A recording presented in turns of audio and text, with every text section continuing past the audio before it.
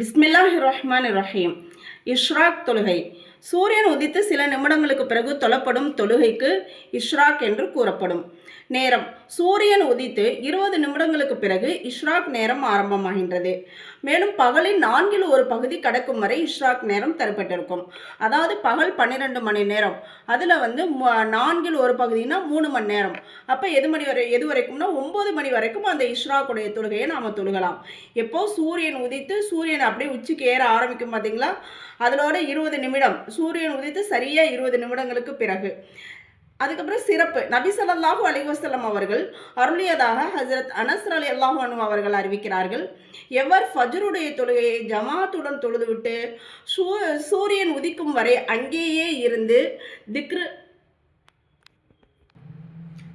திக்ரு தஸ்பீகில் ஈடுபட்டிருந்து பிறகு 2 ரகாத் நஃபில் தொழுவாரோ அவருக்கு ஹஜ் உம்ரா செய்த நன்மைகள் கிடைக்கும்.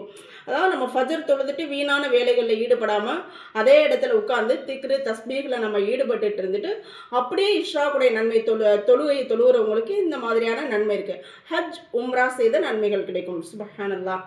ஹதீஸே குதுசியில் அல்லாஹ் கூறியுள்ளான், ஆதமுடைய மகனே, நீ பகலின் ஆரம்ப பகுதியில் எனக்காக 4 ரகாத்துகள் தொழுது வருவாயாக. நான் பகலின் கடைசி பகுதி வரை உனது தேவைகளுக்கு பொறுப்பேற்றுக் கொள்கிறேன் அப்படின்னு முறை சொல்கிறாங்க. ஃபஜர் தொழுது முடித்த பிறகு சிறந்த செயல் என்னவென்றால், இஸ்ராக் நேரம் வரும் வரை அதே இடத்தில் அமர்ந்து திக்ரு தஸ்பீஹ் துவா குர்ஆன் ஆகியவற்றை ஓதிக்கொண்டிருத்தல் அல்லது தீனை கற்பித்தல். இந்த விஷயங்கள்லாம் வீணான விஷயங்கள் கிடையாது. அதாவது குர்ஆன் ஓதுறது, நம்ம திக்ரு செய்கிறது, துவா செய்கிறது, இன்னும் மார்க்க கல்விகளை கற்றுக் கொடுப்பது, இது எல்லா விஷயங்களும் செய்யலாம். மார்க்க கல்வியை கற்றுக்கொள்ளவும் செய்யலாம், கற்பித்தலும் ஆகும். முதலிய காரியங்களில் ஈடுபட வேண்டும். உலக பேச்சுக்களை தவிர்க்க வேண்டும்.